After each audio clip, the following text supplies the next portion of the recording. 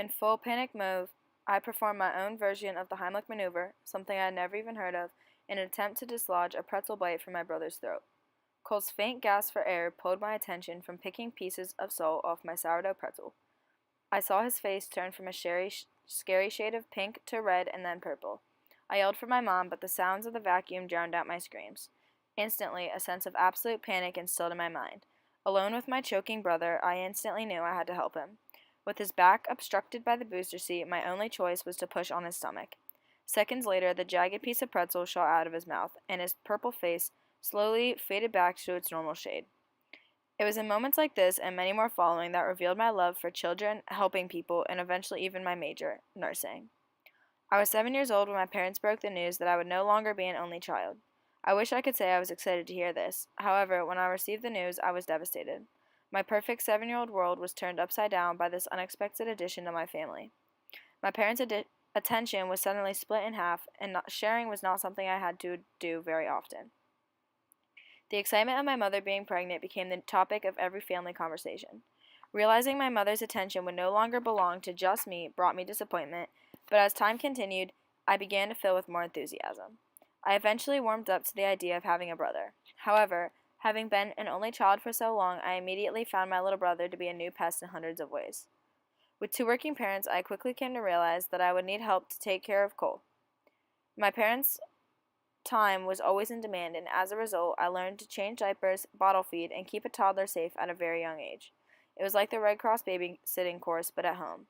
In the beginning, I dreaded taking care of Cole, but every day it got easier, and I started to embrace every moment we had together.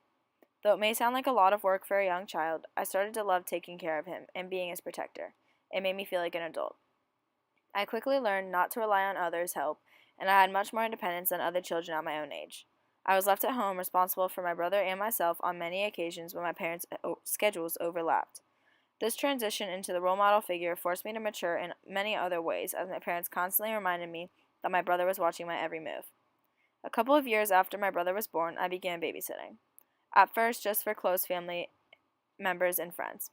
But I quickly came to realize my passion for working with kids, and babysitting became my hobby.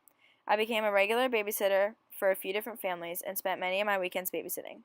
Most families I bonded with almost immediately and formed a relationship with them and their children. About 4 years ago, a new family moved into the corner of my street. Immediately, my mother introduced me to them and told them I babysat. I started off babysitting for them for just a few hours during the day on occasion. Now the Abahassens are like my second family, and I treat their children like they are my own. I have spent countless hours at their house, including the whole summer with them for the past 3 years. The relationship that we have is indescribable, and I would never trade my job as their babysitter. I miss them when I'm away at college the same way I miss my own family.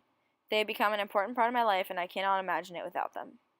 Oftentimes, when people ask me what my hobby or my passion is, I have a hard time coming up with one. I don't play the piano, knit, or cook like some people do, and I no longer play high school sports. I miss my other high school hobbies, but I have come to realize that caretaking is a bigger dream of mine which offers much greater reward. To many people, raising children and babysitting is almost considered a chore, but for me, it is a passion. I truly enjoy being around kids and spend a lot of my time babysitting. I have a way with children and I feel comfortable around them.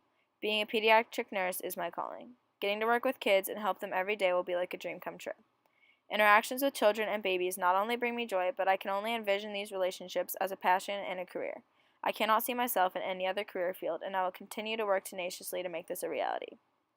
In a strange sort of way, I have a 3-year-old to thank for helping me find my calling. In that moment of Cole choking, I realized what it was like to have someone's life in your own hands. I felt an incredible amount of power and responsibility placed on me instantly.